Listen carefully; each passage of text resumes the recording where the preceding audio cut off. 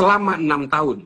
Saya berada di sana. Saya tahu persis bagaimana gesturnya Trans 7, Trans Corporation ini ketika melakukan operasi-operasi itu lewat tayangan-tayangan. Coba itu tayangan-tayangan yang dulu tentang ISIS, tentang khilafah. Itu selalu diamplifikasi. Saya nggak tahu ini. TV Al-Waha. Hot Inspiration. Assalamualaikum warahmatullahi wabarakatuh. Sedulur TV Al-Waha dimanapun Anda berada, dari kawasan sejuk Buniwah Kerajaan, Kecamatan Bojong, Kabupaten Tegal, Jawa Tengah. Inilah channel TV Al-Waha Hot Inspiration. Kembali bersama saya Bahril Ulum dalam segmen acara Sorotan Bahril. Menyorot dengan hati, membahas dengan teliti.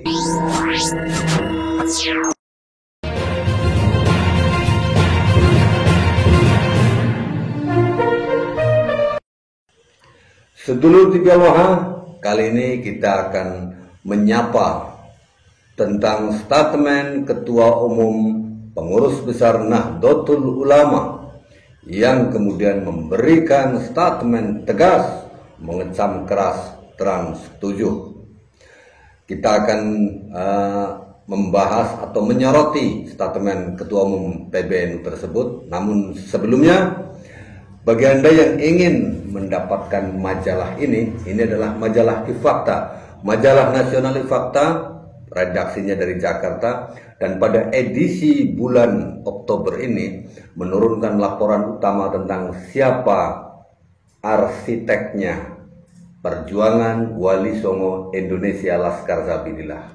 Di sini juga mengupas tentang rungkatnya hegemoni klan Mbah Alwi di Indonesia.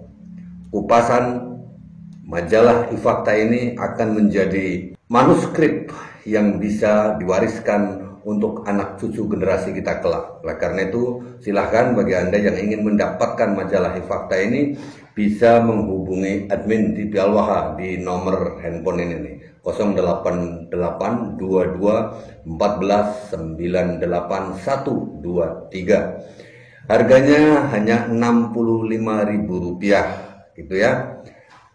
Silahkan bagi Anda yang ingin mendapatkan majalah Ifakta ini masih tersedia di admin TV Al-Waha. Masih ada lagi nih, ada kedatangan lagi. Yang kemarin habis, ini datang lagi.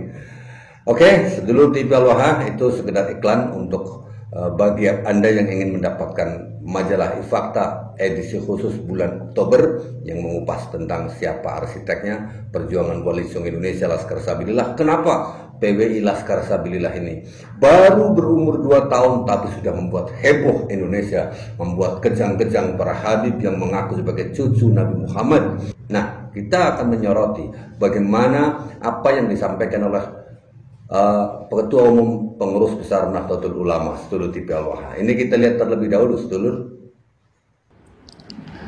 Atas nama Pengurus Besar Nahdlatul Ulama, saya menyatakan keberatan dan protes keras terhadap tayangan Trans 7 dalam segmen acara Expose Uncensored yang ditayangkan kemarin hari Senin 13 Oktober 2025.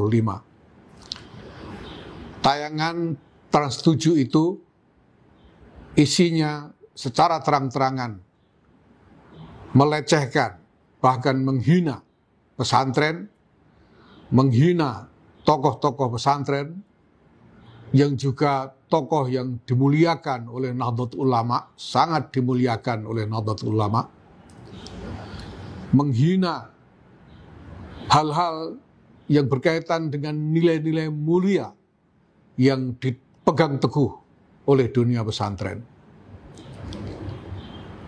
Tayangan tersebut bukan hanya menciderai prinsip-prinsip jurnalisme yang benar, tetapi cenderung merupakan serangan terhadap harmoni dan ketentraman masyarakat. Karena jelas penghinaan-penghinaan yang dilakukan di dalam tayangan Trans 7 tersebut sangat menyinggung dan membangkitkan amarah bagi kalangan pesantren dan warga Nahdlatul Ulama pada umumnya. Kami menuntut agar Trans 7 dan Trans Corporation membuat langkah-langkah yang nyata, yang jelas untuk memperbaiki kerusakan yang sudah ditimbulkan akibat tayangan tersebut. Saya telah menginstruksikan kepada Lembaga Penyuluhan dan Bantuan Hukum Pengurus Besar Nahdlatul Ulama untuk mengambil langkah-langkah hukum yang diperlukan terkait dengan hal ini, dan masalah ini harus diselesaikan dengan sebaik-baiknya. Nah, itu dia tadi sedulur TV Al-Waha apa yang disampaikan oleh Gus Yahya Stakuf, Ketua Umum PBNU yang saat ini masih jadi Muhibin. Mohon maaf, Muhibin Habib, karena apa? Masih bela-bela Habib. Hari ini saya sepakat juga lah kalau Trans 7 itu ada peringatan keras, karena sudah bukan kali ini saja. Bahkan sekelas Islah Bahrawi menyatakan penjelasan seperti ini. Saya minta kepada teman-teman Nahdien, tolong sadari bahwa tidak semua orang itu suka kepada kita. Ada orang-orang yang mengincar kesalahan kita sekecil apapun, karena upaya-upaya mendiskreditkan pesantren dan kiai itu adalah bagian dari operasi-operasi untuk meruntuhkan Nahdlatul Ulama. Itu harus disadari gitu. Dan Trans 7 ini sejak tahun 2014 sudah nyeleneh. Saya tenaga ahli di Densus 88. Selama 6 tahun, saya berada di sana. Saya tahu persis bagaimana gesturnya Trans 7, Trans Corporation ini ketika melakukan operasi-operasi itu lewat tayangan-tayangan. Coba itu tayangan-tayangan yang dulu tentang ISIS, tentang khilafah, itu selalu diamplifikasi. Saya nggak tahu ini. Saya minta kepada Trans Corporation supaya meninjau ulang susunan redaksi yang ada di dalam di stasiun TV mereka itu. Coba cek itu. Apa jangan-jangan di dalamnya bukan sekali ini aja kayak sepertinya Gus ya, kesalahan Trans 7. Sering sekali. Saya udah perhatikan ada Hazanah Trans 7. Itu juga selalu mengamplifikasi berbagai agenda-agenda Hizbut Tahrir maupun Ikhwanul Muslimin. Saya itu sangat memperhatikan hal-hal seperti itu karena saya bekerja untuk itu. Jadi ini adalah teguran keras kepada Trans Corporation supaya meninjau ulang dari bagian sumber daya manusianya, meninjau orang-orang yang bekerja di dalamnya. Saya barusan diundang juga sama Trans 7 untuk bicara. Saya bilang saya nggak bisa, saya lagi ngajar di Malaysia. Saya betul-betul masih sakit hati karena mereka ini bukan hanya sekali ini, mereka juga sudah berbuat hal yang sama berkali-kali di sebelumnya. Itu saya kira proses hukum itu harus terus dilanjutkan untuk menjadi pembelajaran kepada mereka. Nah, dulu di Al-Waha itu adalah penjelasan dari Gus Islah Bahrawi yang menyatakan bahwa udah bukan satu kali ini saja Trans 7 itu melakukan hal semacam tadi, berusaha untuk mendiskreditkan. Apalagi kalau kita mendengarkan yang disampaikan oleh mantan Ketua Umum PBNU Kiai Haji Syed Akil Siraj seperti ini. Pada seluruh santri, baik itu masih di pesantren maupun sudah alumni pesantren, terutama yang di bawah naungan Nahdlatul Ulama. Kita semua dikagetkan dengan tayangan televisi Trans 7 yang jelas-jelas menghina, memojokkan, merendahkan, meremehkan, mencaci maki kiai-kiai pesantren plus pesantrennya.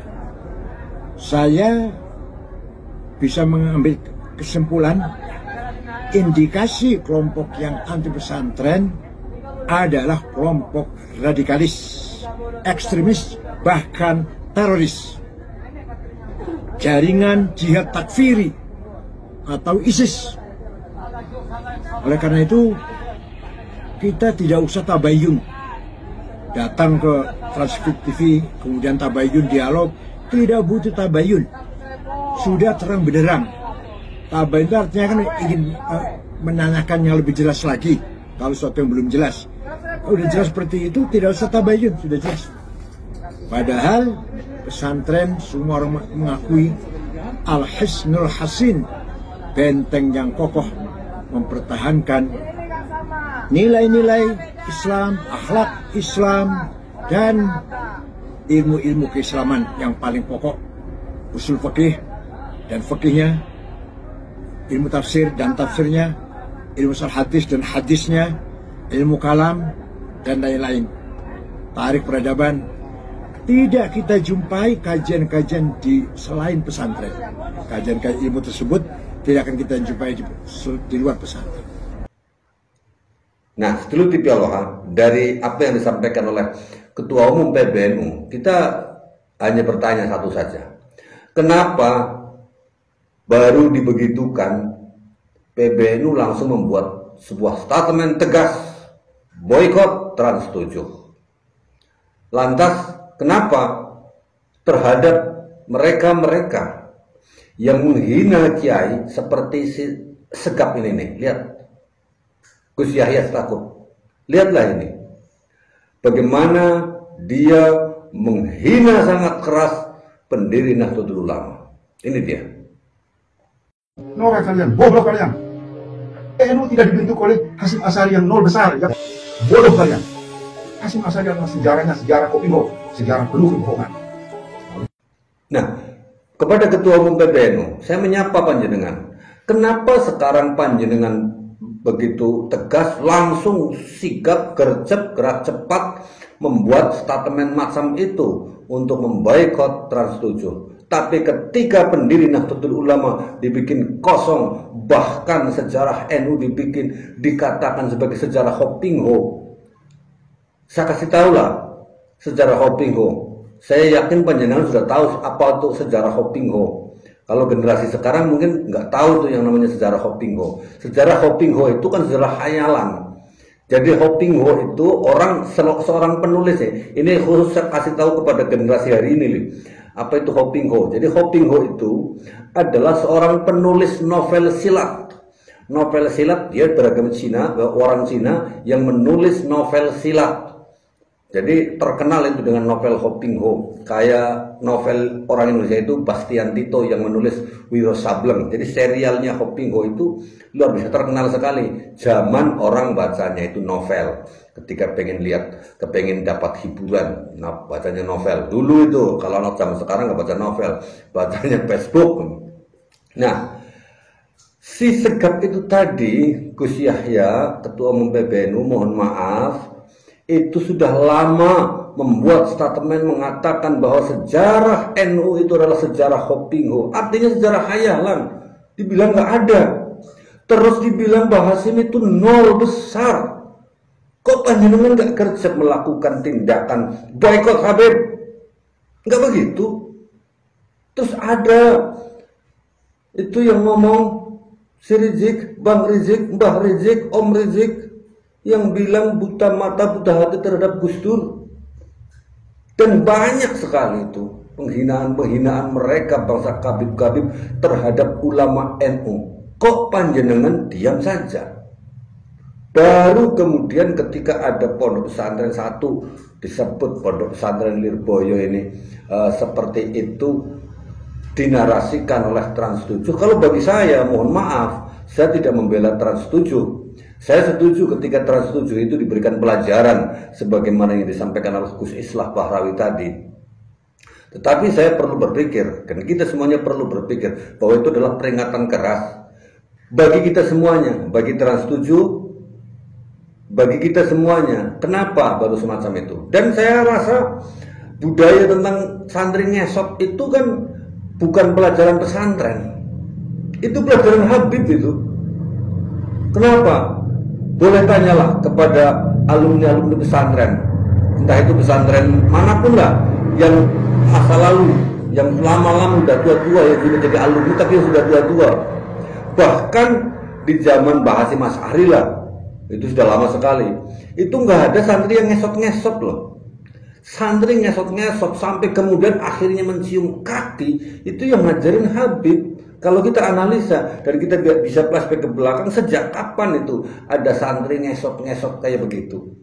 mau cium tangan kepada kiainya harus ngesot dulu, mau ngasih air minum kepada tamu harus ngesot dulu. Padahal ketika mereka pulang dari pesantren nggak ada tuh ngesot-ngesot di depan orang tuanya. Coba Anda lihat, Anda teliti. Kalau santri di pesantren jalan di depan kiainya, ada tamu, kiai ada tamu, terus santrinya jalan ngesot ngasih minum kepada tamu, dia ngesot di depan tamunya, terlihat seperti sopan santunnya. Terus dia pulang ke rumahnya, apakah di hadapan orang tua juga dia ngesot terhadap orang tuanya? Enggak tuh. Saya jujur mengatakan anak saya juga enggak. Anak Anda juga saya yakin enggak, di depan Anda enggak ngesot. Padahal itu katanya kan pelajaran. Nah ini tentang ngesot, budaya ngesot ini adalah suatu hal yang baru kalau kita lihat. Kalau kita boleh melihat dan kita jujur, itu adalah suatu hal yang baru. Suatu hal yang baru ini saja ketika Habib-Habib itu, khususnya Habib Bahar, yang mengajari bagaimana cara nyium tangan Habib. Inti orang semua nggak ada akhlak, nggak ada adab sama guru.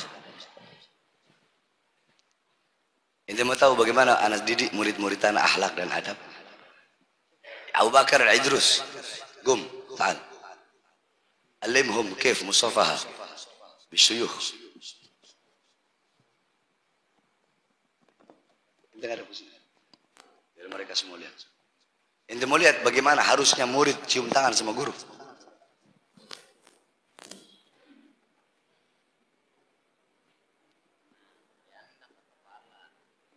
Bukan cuma ditempel, dihirup,